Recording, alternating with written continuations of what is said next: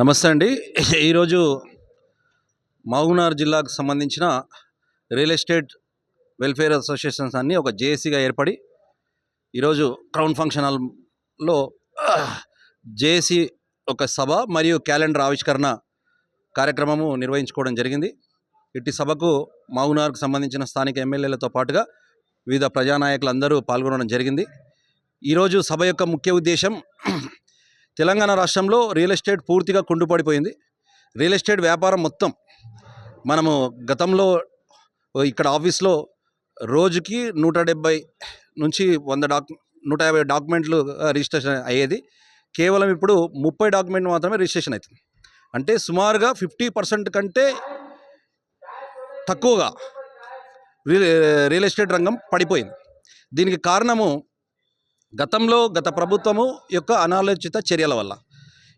గత ప్రభుత్వము అప్పటికే ఏదైతే చట్ట పరిధిలో రిలీజ్ అయిన జీపీ లేఅవుట్లని ఎలాంటి కట్ ఆఫ్ డేట్ లేకుండా అర్ధాంతరంగా 2020 ఆగస్టు 31కి ఒక జీవో రిలీజ్ చేయడం జరిగింది. ఆ జీవో కారణంగా అప్పటికే లేఅవుట్లు విడుదలయ్యి ఆ లేఅవుట్లో కొంత రిజిస్ట్రేషన్స్ కూడా జరిగిపోయి ఉండి అట్టి యొక్క లేఅవుట్లు కూడా రిజిస్ట్రేషన్లు అర్ధాంతరంగా ఆగిపోయినాయి. దాంతోపాటుగా ఇప్పుడు గత ప్రభుత్వము ముడా, రేరా, డిటిసిపి రకరకాల పర్మిషన్స్, రకరకాల ఎన్ఓసీలు తీసుకురావడం వల్ల అది ఒక కట్ ఆఫ్ డేట్ పెట్టి నిబంధనలు ఇచ్చింటే బాగుంటుండే.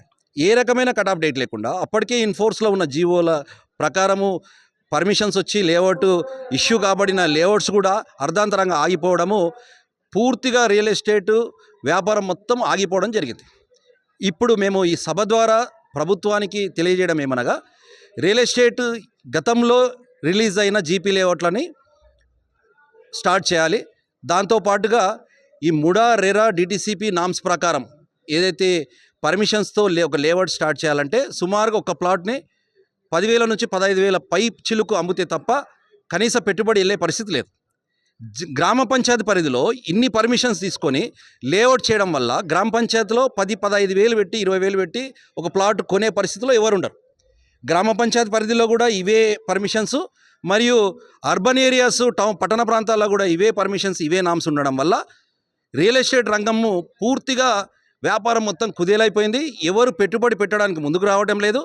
అదే కాకుండా ఎల్ఆర్ఎస్ పేరుతో గతంలో ఎల్ఆర్ఎస్ వసూలు చేయడం జరిగింది. పూర్తి ఎల్ఆర్ఎస్ కట్టినప్పటికీ పొజిషన్ డిక్లరేషన్ లేదు.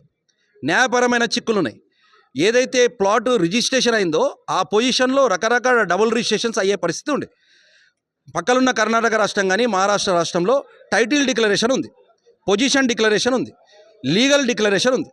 వీటి వల్ల జియో ట్యాగింగ్, జీపీఎస్ ద్వారా ప్లాట్ రిజిస్ట్రేషన్ కాబడితే ఏదైతే ప్లాట్ రిజిస్టర్ అయిందో ఖచ్చితంగా జియో ట్యాగింగ్ ద్వారా, జీపీఎస్ లాంగిట్యూడ్, లాటిట్యూడ్ ద్వారా ఎవరైనా ఆ ప్లాట్ దగ్గరికి చేరుకునే అవకాశం ఉంటుంది, ప్లాట్ని గుర్తించే అవకాశం ఉంటుంది.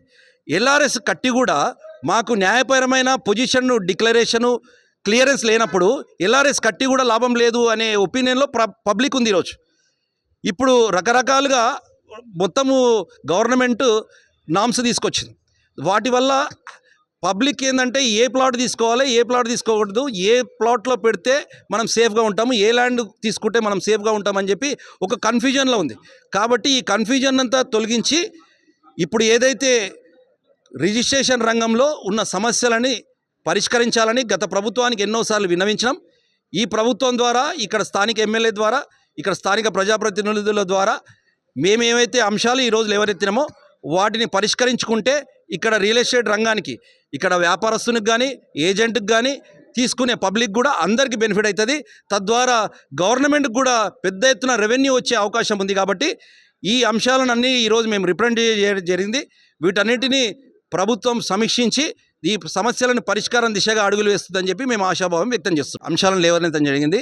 ఎవరైతే ప్లాట్స్ ఏజెంట్స్తో పాటుగా ప్లాట్స్ ఉన్నవాళ్ళు కూడా ఈరోజు చాలా ఇబ్బందులుగా ఉన్నారు. ఏదైతే వాళ్ళకు మ్యారేజెస్ అని చెప్పి, ఎడ్యుకేషన్ అని చెప్పి రకరకాల ఇన్వెస్ట్మెంట్స్ రూపంలో వాళ్ళు ప్లాట్స్ కొనుగోవడం చేయడం జరిగింది. ఇప్పుడు ప్లాట్స్ అమ్ముదాం పోతే కొనేవాడు లేడు. ఇప్పుడు కొనుక్కునేవాడు చెప్పిందే ధరలాకుంది. ఒకప్పుడు మేము 10,000, 20,000 గజం పెట్టుకొని ఇప్పుడు కనీసము పెట్టిన పెట్టుబడి కూడా రాని పరిస్థితిలో ఈరోజు రియల్ ఎస్టేట్ రంగం ఉంది. కాబట్టి ఇక్కడ ఏజెంట్లతో పాటుగా ప్లాట్లు కొనుక్కున్నోడు కూడా ఇబ్బందుల్లో ఉన్నాడు, ఇక్కడ ఏజెంట్లు ఇబ్బందుల్లో ఉన్నాడు, ఇప్పుడు రియల్ ఎస్టేట్ వ్యాపారస్తుడు ఇబ్బందుల్లో ఉన్నాడు. అన్ని రంగాలు ఇబ్బందుల్లో ఉన్నాయి. రియల్ ఎస్టేట్ పెట్టుబడులు పెట్టిన వ్యక్తులు కంప్లీట్గా వాళ్ళ పెట్టుబడి కనీసం తీయలేని పరిస్థితుల్లో కంప్లీట్గా అప్పుల పాలైపోయి ఈరోజు వాళ్ళ జీవితాలు తడిపారైన పరిస్థితులు మేము చూస్తున్నాం మార్కెట్లో.